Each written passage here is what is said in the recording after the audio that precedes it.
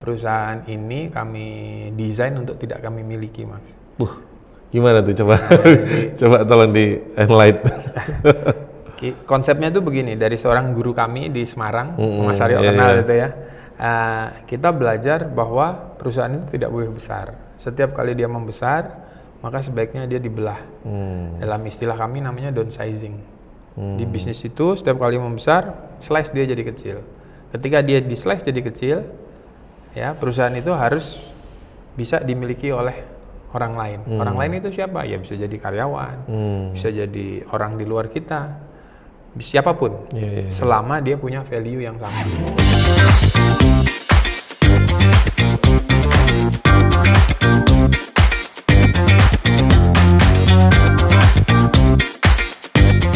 Oke, bismillahirrahmanirrahim. Assalamualaikum warahmatullahi wabarakatuh. Alhamdulillah ya. Tadi kita udah tur gedung di Semesta dan dengan melihat ruangan-ruangannya dan tim-timnya yang bikin mind blowing dan konslet ya. Karena banyak banget entitas satu sama lain yang itu tuh wah Masya Allah bener-bener komprehensif ya. Nah sekarang kita ketemu langsung dengan Mas Hafid nih ya. Dulu kita udah kenal lama sebenarnya, udah sejak di Jogja Berry dulu Mas ya. Jogja Berry, Beliau dulu merintis co-design dan terus kemudian RWE dan sekarang jadi Semesta Network Incorporation. Nah, monggo Mas Hafid mungkin bisa spill dulu, disapa teman-teman semua dengan ya Mas Hafid kesibukannya dan lain sebagainya. Monggo Mas. Assalamualaikum warahmatullahi wabarakatuh. Waalaikumsalam. Mas Aryo, terima kasih nih sudah dirawuhi ke Pandean. Masya Allah. Ya, saya temannya Mas Aryo sejak lama, sejak komunitas BlackBerry dulu, namanya Jogja Berry. Kemudian waktu itu Mas Aryo masih merintis bisnis desain kalau nggak salah waktu itu. Apa Dulu sudah kan ya? masih di Kedai Digital. Masih jadi karyawan. Oh, masih jadi karyawan. Belum jadi pesohor seperti Waduh, sekarang. astagfirullahaladzim. Insya Allah, ini senang juga. Nah, saya waktu itu bikin software house namanya Co-Design yang tadi disampaikan Mas Aryo. Kemudian 2010 perusahaan Co-Design itu ketemu dengan beberapa teman-teman advertising gitu ya. Kemudian bermetamorfosalah kami jadi digital agency pertama di Jogja. Oh gitu ya? Iya. Masya Allah. Jadi digital agency 2010, kemudian 2019 lah, 2017 saya 2010 sampai 2017 saya di Jakarta. Berarti yang pas 2010 itu bertransformasi digital agency itu udah langsung pakai nama RWE tadi? RWE itu ruang waktu energi. Wih, keren. Ruang waktu energi. Ya. Bindanya? Ruwa Bineda itu nama PT-nya. Nama PT-nya. Kalau RWE-nya sendiri itu singkatan dari ruang waktu energi. Ruwa Bineda itu sebenarnya bahasa Sanskerta dua yang berbeda karena foundernya itu datang dari software house dan dari media spesialis dulu. Partner gitu. saya yang lain. Masya Allah. Ya. Dia orang Flores tapi sangat suka dengan budaya Bali. Jadi dibuatlah nama PT-nya itu sampai sekarang masih kita abadikan. Jadi PT bacanya itu Ruwa Bineda, bukan Binda tapi Bineda. Bineda. Nah, bacanya itu Ruwa Bineda. Oke. Tapi macam-macam ya Mas. Orang kadang ada yang manggil RWE, Ruwa, Ru, gitu. Bebas saja. Bebas saja. Oke. Gitu. Siap. Terus 2017 saya terakhir di Jakarta. Kami buka kantor di Jakarta juga di Tebet. Jadi kantor RWE itu ada dua, di Jogja sama di Jakarta. Nah 2017 saya pikir sudah cukup kita di Jakarta karena kita ini orang kampung gitu ya, nggak biasa tuh sama kehidupan ibu kota. 2017 saya memutuskan balik ke sini, studi terus lebih banyak. Sebenarnya hiatus niatnya ya. Malah gitu ya. Awalnya hiatus kayak 420 itu Mas. Nah, ini kalau ngomong sama pemain band harus gitu ya kan. Harus direlatekan. Harus direlatekan. Tadinya mau hiatus tapi nggak bisa. Akhirnya saya sama teman-teman bikin beberapa entitas baru. Ada Ruang 412 itu inkubator bisnis. Kemudian ada Elmo itu transformation agency, knowledge management and transformation agency gitu ya. dan RWE. Nah, terus kemudian kami buat payung besarnya namanya Semesta. Oh, jadi RWE itu berarti di bawah Bawahnya Semesta. Jadi Semesta itu paling atas, Holdingnya terus kemudian di bawahnya itu ada beberapa entitas. Ada RWE, kemudian ada Elmo, ada Javas itu teknologi, yang jadi software co-design tadi itu hidup lagi. Oke. Nah, cuman kalau kata orang Jawa kan harus ganti nama ya. Iya. Nah, jadi biar diselamatin gitu, bubur putih, bubur merah. Nah, itu terus jadi Javas. Kemudian ada Ruang 412.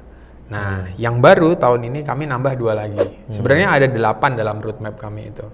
Yang 2 lagi itu ada Bumi Ads Network, itu media spesialis. Jadi spesialis KOL, manajemen, homeless media dan lain-lain. Jadi kalau Mas Aryo punya channel-channel nanti bisa kita kolaborasikan.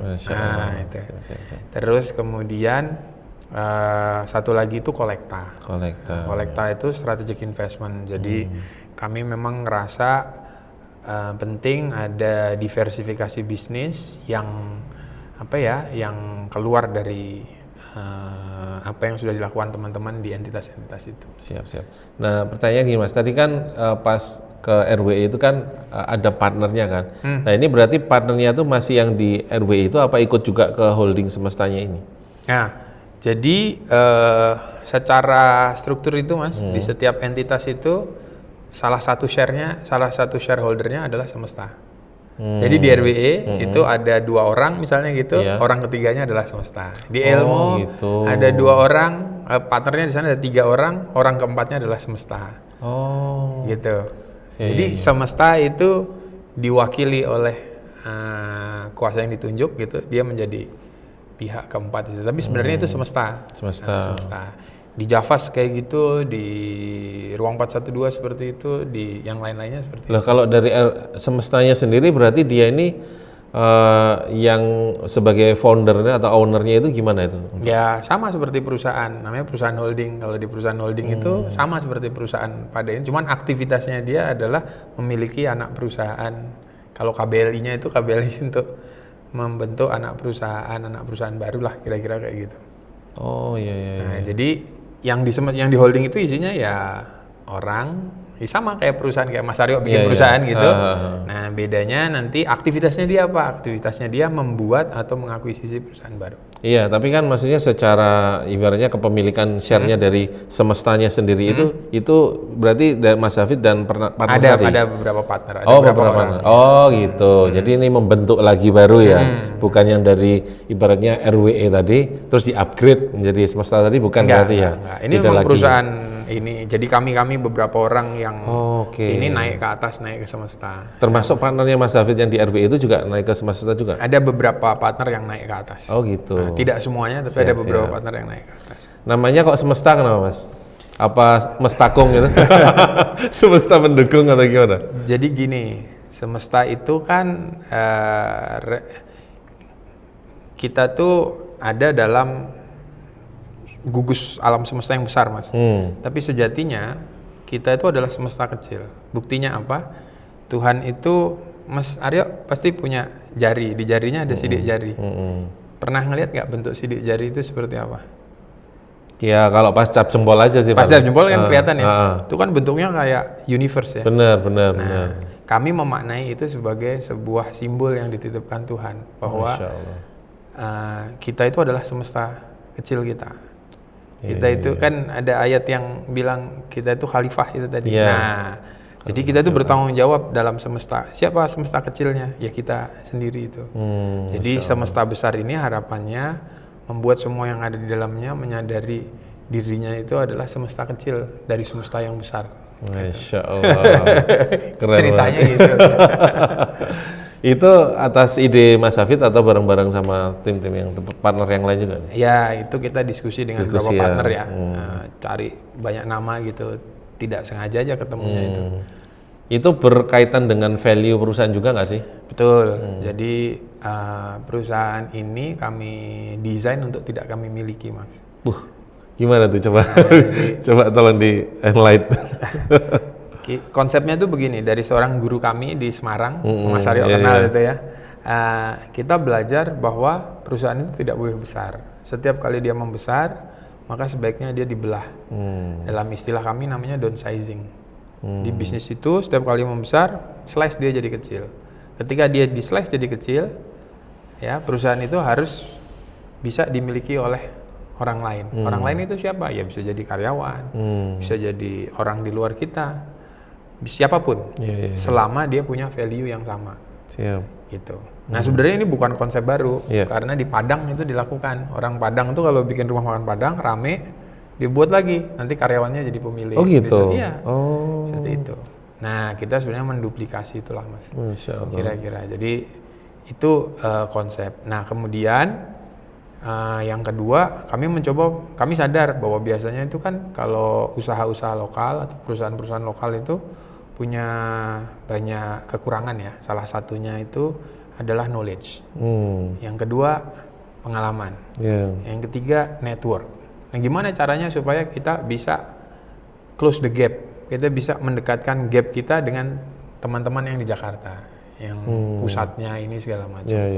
Kebetulan waktu di Jakarta itu saya berinteraksi di salah satu multinational agency mas, Jakarta, namanya Densu.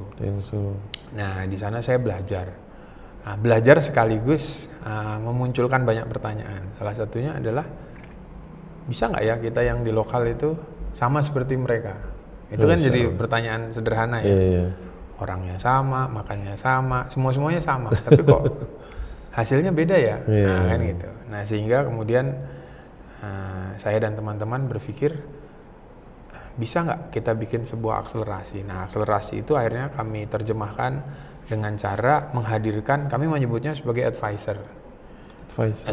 Jadi mereka-mereka yang sudah selesai di industri, yang pingin tetirah, pingin istirahat, ya, tapi sebenarnya masih punya energi untuk membagikan ilmunya gitu. Benar. Nah itu kami ajak masuk ke manajemen. Masya Allah. Kami libatkan dan kami jadikan bagian dari kepemilikan itu. Tadi karena spirit awalnya tidak untuk dimiliki ya, jadi membaginya jadi mudah saja buat kita. Gitu. Nggak ada rumus khusus berapa nggak ada. Oh gitu ya. Jadi pokoknya kita bagi gitu. Masya Allah. Nah, sekarang di Elmo itu ada satu orang namanya Mas Janu. Mas Janu itu presiden direkturnya Densu dulu. Oh iya? Nah, terus kemudian ada di RWE. RWE ini sudah membelah juga mas. Oh iya? Membelah jadi 4 tahun lalu, tapi yang bertahan cuma 2. Oh gitu? Nah, tidak semuanya berhasil juga mas. Kita juga tumpukan kegagalannya banyak. Gitu. Masya Allah. Nah dari 2 ini ada satu yang sudah kami tempel advisor. Namanya Mas Deeng. Mas Deeng ini account director dulu di Densu juga. Nah, terus kemudian di ruang 412 kami ada advisor juga namanya Mas Iwan SJP. Kalau orang-orang yang aktif di social movement pasti kenal beliau karena beliau itu yang menggagas Indonesia Bertindak, Indonesia ID Optimis dulu, Indonesia Optimis, upacara bendera digital Mas Afi zaman dulu itu. Waktu bom Bali itu beliau bikin campaign Indonesia Dangerously Beautiful. Itu dan banyak kegiatan social movement. Nah mereka ini kita tarik gabung ke dalam sini. Satu supaya kita bisa belajar, 2 supaya kita diingatkan gitu. Kemudian yang ketiga supaya ini bisa jadi keberkahan buat semua mas. Luar biasa, Masya Allah. Speechless mas. Bukan belajarin dari masa. Allah, karena kan gini loh mas, maksudnya nggak gampang loh untuk membagi-bagi itu tadi semua kan, karena namanya apalagi kalau kita ngomongin kacamata seorang pengusaha itu kan pasti makin gede usahanya, makin istilahnya tolak ukur kesuksesan kan makin besar lah ibaratnya kayak gitu, terus makin banyak tim yang direkrut dan lain sebagainya kayak gitu. Tapi Mas Hafid ini mempunyai kacamata yang berbeda gitu, maksudnya sampai nge-slash kayak gitu kan, karena nggak banyak orang yang mau rela mengikhlaskan, apalagi ibaratnya udah dibesarkan sejak kecil sampai gede tiba-tiba harus mengikhlaskan gitu kan, ibaratnya seperti itu. Nah itu cara Mas Hafid sendiri untuk supaya akhirnya bisa di titik itu tuh gimana sih mas? Maksudnya apakah ada trigger-trigger sendiri, apakah mungkin Mas Hafid sendiri pengen ada legacy mungkin yang ditinggalkan, itu apa sih mas triggernya? Ya mungkin aku pernah ada di fase-fase seperti teman-teman kebanyakan ya, pengen bisnis itu kan iso dikekep di gitu kan. Gitu, iya. Cuman pada satu titik akhirnya perjalanan ini mengajarkan tentang kemelekatan. Nah, bahwa biasanya kita itu melekat dengan hal-hal yang sifatnya materi. Padahal ketika kita kembali nanti itu yang dibawa yang nggak ada apa-apanya mas, ya kan? Pada satu titik. Nah, kita pingin gimana caranya yang kita lakukan sekarang itu jadi sesuatu yang sifatnya jariah ya. Maksudnya sesuatu yang bisa nuntun kita ya. Nah kan, ini kan pertanyaannya bahagia itu mau bahagia di mana? Bukan berarti kalau kita bilang bahagia nanti itu terus sekarang nggak boleh bahagia. Harus bahagia sekarang itu harus gitu. Tapi ya itu tadi semua itu secukupnya aja gitu. Nah, kalau saya sekarang nggak tahu ya, mungkin ini juga ada faktor umur juga ya. Makin wise ya. Semakin ini tuh kita semakin reflektif dengan semuanya ya kan. Kalau wise sih kayaknya masih jauh mas. Oh, gitu Masya Allah. Tapi lebih reflektif aja sama semuanya gitu. Apa ya? Saya ngelihat definisi kebahagiaan juga jadi bergeser gitu. Kalau dulu tuh kepuasannya berpusat di kita. Kalau sekarang itu mungkin justru berpusat di orang lain, ngelihat partner itu sukses, bangun bertumbuh itu senang, ngelihat orang-orang bisa yakin dengan kemampuannya, terus bisa melakukan hal yang sama ke orang lain. Tadi Mas Ado di belakang kan ngelihat teman-teman ruang 412 itu, ya kan? Itu kan contoh kecil gitu ya. Bagaimana kemudian kalau dulu yang kita dampingi itu masih muda-muda, mas sekarang ada yang usahanya udah 17 tahun, bisnisnya tadi itu kan. Itu karyawannya di Agroseri yang kami dampingi itu jumlah karyawannya 26, ya usahanya sudah 17 tahun. Rata-rata karyawannya paling muda itu ikut sama Agroseri 10 tahun. Masya Allah, paling muda itu. Itu kan, maksudnya sudah 10 tahun sama Agroseri. Nah itu kan kita juga pengen belajar gitu, apa resepnya. Tapi di sisi yang lain kita juga pengen bantu gimana caranya usaha-usaha yang dibangun dengan value-value yang baik ini bisa long lasting. Karena kalau kita acuh misalnya gitu, akhirnya kita nggak peduli, padahal kita punya sedikit kemampuan yang bisa kita bagikan ke mereka. Kan eman ya mas, hal baik itu tidak bisa bertahan.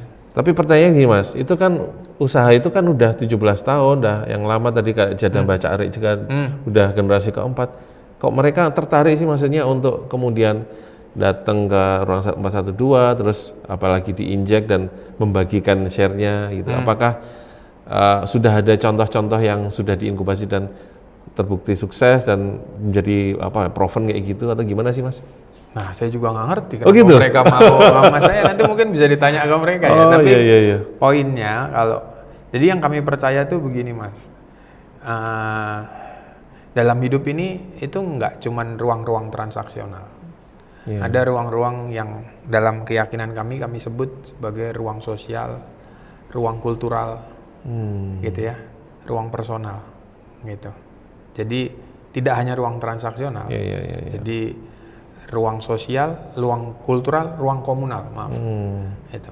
Ada 3 ruang lain yang juga harus kita pahami. Nah, biasanya kalau saya tanya gitu tadi kebetulan kalau di sini itu ada kelas yang kami adaptasi lagi dari senior saya di Semarang itu, namanya Mastermind. Tapi sudah kami modif lah, disesuaikan dengan konteks di sini gitu. Nah ternyata Mastermind itu justru usaha yang paling menentukan untuk membuat kita tuh satu frekuensi. Nah jadi kenapa mereka memilih ke sini? Rata-rata yang datang ke sini kalau di 412 tuh ada 3 jenis kelompok orang tuh mas yang datang ke sini. Orang yang bisnisnya sedang di puncak, tapi dia bingung dengan landscape yang akan terjadi di masa depan. Dia butuh informasi, jumlahnya nggak banyak itu.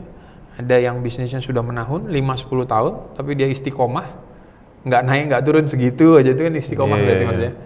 Nah, sama yang terakhir itu bisnisnya itu sedang terjun bebas. Paling sedikit di sini hutang tuh 100 juta. Masya Allah. Yang datang, yang kita temani, yang kita dengarkan itu paling sedikit 100 juta, paling gede 26 M mas. Allahu Akbar. Hutang. Nah, Jadi kalau kita cuman bisa meminjamkan telinga, masa ya kita tidak Berarti inkubatornya di Ruang 412 itu tuh nggak mesti melulu kemudian collab gitu ya? Bisa juga hanya kayak istilahnya advokasi, maksudnya konsultasi dan lain sebagainya gitu ya? Kalau di inkubasinya Ruang 412 itu durasinya biasanya paling cepat 3 bulan. 3 bulan? 3 bulan. Nah di 3 bulan itu nanti kalau dia selesai, dia akan dikasih 3 pilihan. Jalan sendiri di akhir ya. Dia di akhir itu nanti sudah punya strategi, punya bisnis plan, punya segala macam. Dikasih pilihan, jalan sendiri boleh, jalan sama orang lain boleh.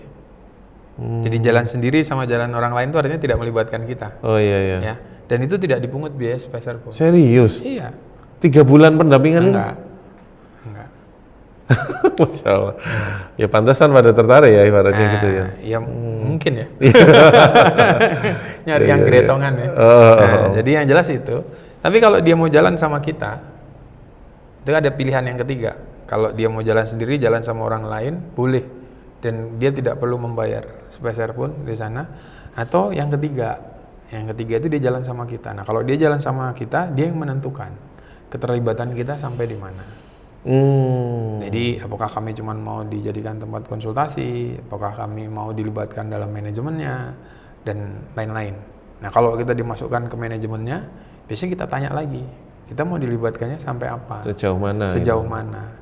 Nah itu yang membedakan kita dengan model-model yang lain. Karena di 412 itu mazhabnya itu bootstrapping, Mas. Bootstrapping itu bisnis dengan 2 kakinya sendiri. Jadi betul-betul dikuatkan produk, desain servisnya itu dikuatkan, bisnis modelnya diurai lagi gitu. Nah, banyak orang bilang kalau di di dunia inkubasi itu bootstrapping itu hanya untuk fase-fase awal, untuk pengembangan nggak bisa itu. Ya alhamdulillah gedung yang Mas Aryo lihat ini itu orang tuh sering ngelihat bahwa di belakang kami itu ada investor gitu ya, diinvest gitu ya. Kadang-kadang saya bercanda sama Mas Riki tuh, ya kan, ya kita diinvest dari kerajaan Arab Saudi, gitu ya, dan orang percaya. Gitu. Padahal ya nggak ada, kita nggak diinvest. Ya. Muterin ya benar-benar ya. Kalau di bootstrapping yang kami yakini itu konsep bootstrapping yang kami kembangkan di sini itu ada namanya kapitalisasi modal. Jadi sederhananya Mas ya, setiap usaha itu kan selalu harapannya ada untung. Nah, untungnya itu yang kemudian dilipat terus. Jadi ada istilah laba ya, digulung terus. Laba ditahan, laba dibagi. Sebenarnya permainannya sesederhana itu. Jadi di awal mungkin yang orang tidak tanya itu apa yang kami lakukan di 10 tahun pertama kami ngerintis bisnis misalnya. Saya ngerintis bisnis kan dari 2002 Mas ya. Jadi 2002. Ya? Kodesign itu 2002. Kodesign itu 2002. 2010 terus ini. Nah, itu caranya ya kita lipat aja, punya untung sedikit kita lipat. Nah, keuntungan-keuntungan yang untuk kami itu kami tahan, tidak kami ambil. Jadi keuntungan yang dibagi itu porsinya lebih sedikit daripada laba dibagi sama laba ditahan. Itu lebih banyak laba ditahannya. Insyaallah. Putarkan. Sabar aja. Ya apakah itu berat? Berat buat orang yang ukurannya luar, eksternal gitu ya. Tapi kalau kita hidup secukupnya aja gitu kan. Tidak, wong Jawa bilang prihatin sih gitu. Prihatin, rekoso, semeleh, ada kunci-kuncinya kan itu. Masya Allah. Berarti akhirnya karena menganggap laba yang ditahan itu bukan jadi kayak istilahnya laba yang dibagi, sehingga kalau akhirnya diputar dan jadi segede ini pun kita ya istilahnya istilahnya legowo aja ya gitu ya. Karena kebermanfaatannya pun jadi makin meluas lagi ya. Betul. Masya Allah. Terus dari segini besarnya maksudnya dari Semesta dan entitas-entitas ini semuanya, itu masih ada lagi nggak Mas next goal yang mungkin belum yang pengen diraih lagi, apapun itu ya, maksudnya baik itu secara perusahaannya atau secara personal dari Mas Hafid sendiri? Kalau roadmap business development-nya kami ada 8 sebenarnya. Masih ada 2 lagi yang belum lahir. Masya Allah. Itu sampai 2030. Biasanya kami bikin plan itu 10 tahun. Dari 2020 ke 2030 itu kita ada roadmap-nya gitu lah. 3 tahun pertama kayak yang ini kita ngelengkapin semua fasilitas. Tujuannya adalah untuk bikin ini jadi cultural hub lah kita sebutnya gitu. 3 tahun berikutnya kami mendesain karena fasilitas sudah ada, aktivitas sudah ada, maka kami mendesain. Ini termasuk periode kedua Mas, dari 10 tahun 2020 sampai 2030 itu. Jadi kami pingin desain ini jadi a university company sebenarnya. University company. Nah, jadi semua orang bisa belajar. Makanya desainnya ini kalau masuk ke sini, masuk tadi, ini ruang komunal semua. Oh iya ya. Iya, jadi Mas Aryo bisa pakai. Nah, dulu waktu saya 2017 balik, waktu ketemu lagi setelah lama tak bersua itu, nah, di tempat ini itu kan kalau Sabtu Minggu kami bikin kelas tuh, kelas-kelas. Nah, bahkan kalau kelas-kelasnya bagus kita support, kita sponsorin, maksudnya kita sediain fasilitas. Kalau sekarang mungkin ya kalau mau pakai tempat silahkan pakai tempat. Ini kapasitas, ini kita ada di amfiteater kami gitu ya. Ini kapasitasnya 59. Nah, tapi ini belum selesai sebenarnya karena nanti ada kursi standar teater itulah pokoknya yang bisa diiniin. Nah, nanti bisa dipakai apapun. Nah, kita percaya bahwa tempat yang dipakai jadi majelis ilmu itu kan keberkahannya nggak putus-putus ya. Jadi cita-citanya university company itu sebenarnya. Semua tempat kalau dilihat desain-desainnya banyak unda-undaannya itu karena kita bisa bikin banyak spot-spotnya tuh Mas. Banyak spot-spot juga gitu ya. Di atas itu tadi mungkin ke atas itu ada hall. Di atas itu ada hall. Ya itu Mas, itu kalau di atas dilihat kan belum selesai sebenarnya, belum finishing touch gitu.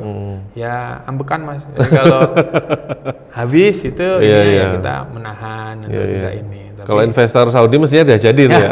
Kalau investor Saudi, itu cuman dijentiin gini langsung jadi. Iya, Masya Allah. Jadi kita pelan-pelan dan semua ini kami lakukan secara swakelola. Jadi itu bagian dari konsep proses belajar itu tadi. Jadi mendesain, mulai dari mendesain, mengeksekusinya bahkan kami eksekusi sendiri. Oh iya. Bangun ini. Jadi Mas Aryo tanya ke beberapa teman-teman kayak Mas Awan tadi yang nemenin Mas Aryo, ukuran besi, cor, material apapun dia paham. Tadi Mas Awan sempat spill sih, tapi saya masih belum percaya gitu. Bangunan sekeren ini loh Mas, dengan fasad kayak gitu segala macam itu kan artsy banget gitu loh Mas. Kok bisa gitu? Pinterest Mas. Tapi kan Pinterest kasihin tukang ya tetap aja bingung loh. Itu gimana itu Mas? Ya itu proses memaksa untuk belajar ya Mas. Jadi di sini itu larangannya cuma satu, merasa tahu dan merasa selesai, merasa menguasai semuanya. Nah itu biasanya penyakit manusia yang akan menghancurkan manusia itu sendiri. Jadi caranya kami memaksa diri untuk belajar ya tadi masuk ke ruang-ruang sulit.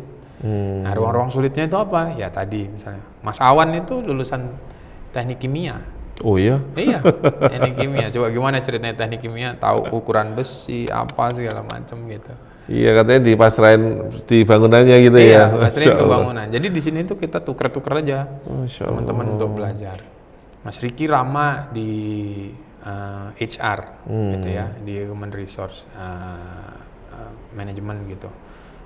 Di yang sekarang di manajemen yang baru saya pasrahin untuk mengelola karena ini fasilitas di sini banyak, semua orang kadang-kadang ingin menggunakan, bisa jadi masalah baru Mas. Ada gesekan-gesekan. Oh gitu ya. Nah, kita taruh Mas Riki di situ. Mas Riki yang mengelola, menemukan polanya segala macam. Ini bangunan kan sampai belakang. Jadi 2 entitas itu ada di sini. 2 entitas ada di sini, 4 entitas itu ada di belakang. Dan itu rencananya mudah-mudahan nanti kalau Allah izinkan kita, karena 412 udah nggak cukup itu Mas. Di 412 itu yang didampingi ada 8, kemudian kami nambah lagi nanti ke sana. Ya mudah-mudahan bisa jadi tempat belajarnya teman-teman. Siap. Berarti kalau saya pengen konsultasi ke ruang 412 terbuka ya Mas? Ya, kebalik ini mah namanya garamin laut ini. Loh enggak Mas. Saya tuh juga ada studio-studio yang nggak semuanya perform juga kan. Siapa tahu kan bisa jadi ini loh Mas gitu ya. Terbuka berarti Mas ya? Sangat terbuka. Masya Allah, keren banget ya. Oke Mas Hafid, Masya Allah banget, bener-bener amazing ya. Maksudnya di Jogja ya kan, yang Mas Hafid bilang di kota yang bukan ibu kota, Mas Hafid bisa membuktikan ya kan dengan ya istilahnya atas izin Allah semuanya, tapi semuanya berproses dan juga apa ya memberikan dampak kebermanfaatan dengan segala macam fasilitasnya, dengan segala macam entitasnya yang satu dan satu lainnya tuh berkolaborasi, berkontribusi menjadi sebuah apa ya kayak gerigi roda yang saling berkaitan ya, sehingga akhirnya membentuk sebuah ya semesta ini yang wah masya Allah benar-benar wah gitu Mas. Asli Mas, saya tuh dari tadi sama Mas Awan tuh Mas aku main blowing ya, konslet ya. Karena apa ya kalau misalkan dari saya sendiri kan ya oke lah di studio mana ini kan kita kan memang beberapa kali gerebek studio kemana gitu kan Mas. Tapi kan rata-rata pasti punya satu core bisnis yang kemudian ya udah itu aja terus berkembang menjadi besar gitu. Tapi kan ini kan beda, benar-benar kayak sebuah satu universe dengan berbagai macam planet bisnis di dalamnya kan gitu. Sebenarnya konsep ini sekarang lagi banyak dipraktekkan di ibu kota Mas. Oh iya. Ya. Oh oke. Jadi konsep bisnis yang multilini kita Multilini. sebut ya. Nah, jadi industri kreatif itu kan ragamnya banyak. Bener. Ya, ada banyak subsektor yang ada di dalam industri kreatif itu. Iya. Nah, di Jakarta itu kita ngelihat multinasional itu bahkan sekarang sudah mulai kalah. Oh dengan ada grup namanya FCN, Vlog Creative Universe. Network. Vlog Creative Network FCN. Kemudian ada FCU, Vlog Creative Universe. Oh si gitu. Auri ya kan? Tahu kan ya. Kemarin ada, walaupun ini agak kurang bagus ceritanya, kemarin teman-teman FAB misalnya itu. Dan ada banyak grup baru gitu. FAB yang kemarin sempat viral. Iya. Nah, itu kan sebenarnya learningnya adalah industri ke depan itu tidak bisa satu jenis industri saja. Ya ini sekali lagi pilihan. Kita bisa hanya ada di satu atau kita bisa kembang di banyak. Kalau kami di sini Mas, kami percaya bahwa ini salah satu campaign kita juga. Jogja itu kan dulu itu dikenal sebagai Jogja Kota Pelajar.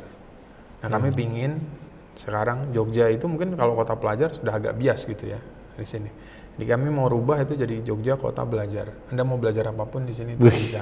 Kota belajar ya. Kota belajar. Mau belajar desain tempat Mas Aryo. Gitu. Dan kami kolaborasinya mungkin yang sedikit membedakan dengan ibu kota. Kalau ibu kota kan pendekatannya memang komersial ya, sama brand, sama ini segala macam. Very transactional gitu. Nah kalau kami di sini malah kita misalnya ngomong sama Kelurahan Condong Catur. Nah ini enaknya kalau ngomong di vlognya Mas Aryo kan yang hanya orang tertentu yang tahu Condong Catur. Ya kan? Nah dengan Condong Catur misalnya gitu, kita gagas tuh Condong Catur pusat inkubator bisnis. Kalau di Jogja itu pusat inkubator bisnisnya di Condong Catur. Maksudnya apa? Orang kalau mau belajar apapun, datanglah ke Condong Catur. Mau belajar studio ke tempat Mas Aryo. Mau belajar apa lagi nanti multimedia. Mau belajar animasi, ada Tampar Studio misalnya gitu dan lain-lain itu. Jadi banyak banget Mas. Iya. Gitu. Kita kemarin kedatangan talent Mas di sini di MBKM. Aku lihat Mas Aryo juga kan terima mahasiswa MBKM ya, Magang Merdeka. Magang Merdeka. Yang dari negara itu ikut nggak programnya? Oh belum kayaknya. Enggak ya. Nah kita kemarin itu qadarullah Mas dipaksa ikut gitu, entah dari mana dapat informasinya. Karena di sini kami ada kurikulumnya, ada dewan magangnya. Masya Allah. Gitu. Nah, yang daftar kemarin cukup mengagetkan Mas. Sampai berapa? 12.600. Allahu Akbar. 12.600. Kita juga kaget Mas. 12.600. Alhamdulillah. Jadi kalau besok diijabah sama Allah bikin kampus gitu kayaknya udah bisa tuh. Ya kan? 12.600. Kita ambil 26 kemarin. Ya 26 orang. Luar biasa. Ya mudah-mudahan. Oke Mas Hafid, makasih banyak waktunya. Sama-sama Mas Aryo. Masya Allah ini benar-benar insightful banget dan mind blowing banget dan jadi istilahnya thought provoking ya. Jadi saya sendiri jadi kayak mungkin pulang nih sambil terus berpikir nih dengan ilmu-ilmu Mas Hafid kayak gini nih membuat sudut pandang kita jadi makin beda. Ya jadi beda gitu Mas ya. Yang selama ini ya kita pikir bahwa bermanfaatan itu cukup dengan membuka lapangan pekerjaan sebanyak-banyaknya ya. Ternyata ada next levelnya itu kan. Yang tadi Mas Hafid bilang itu. Oke Mas, terima kasih banyak atas waktunya ya kan, atas insight-insightnya. Mungkin ada kata-kata terakhir Mas, maksudnya pesan-pesan untuk teman-teman yang mungkin lagi struggle merintis ataupun mungkin sudah established tapi terus pengen punya goals ke depan dan lain sebagainya. Monggo Mas. Oke. Ya, buat teman-teman yang sedang merintis, mungkin satu kalimat dari saya, kecil itu tidak ditentukan dari ukuran. Gitu ya. Iya. Kecil tidak ditentukan dari ukuran. Iya. Oke, siap. Tapi besar itu bisa digambarkan dari seberapa besar kamu bermimpi. Mantap. Itu mungkin Mas. Oke Mas, makasih banyak, Masya Allah, terima kasih. Sama-sama. Oke, sampai jumpa teman-teman di Grabat Studio selanjutnya, dan kurang lebihnya mohon maaf. Saya pamit. Wassalamualaikum warahmatullahi wabarakatuh. Waalaikumsalam warahmatullahi wabarakatuh.